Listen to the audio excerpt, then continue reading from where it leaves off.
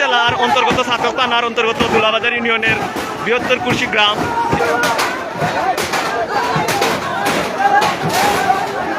এখন দামান চুরিত ধরা খাইছেন সুয়েল লন্ডনী বাইসাবর বাগনার বাড়িত দুলনারা বাড়িত ইসলামপুর উত্তর কুর্শি ইসলামপুর দুলনারা বাড়িত গরু চুরিত ধরা খাইছেন মইনপুর গ্রামের। তাই নাম কি?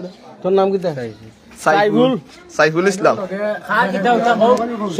শফিকর হুয়া সাইফুল, বাহর নাম শফিক, মৃত্যু শফিক, বাড়ি হইলো মইনপুর।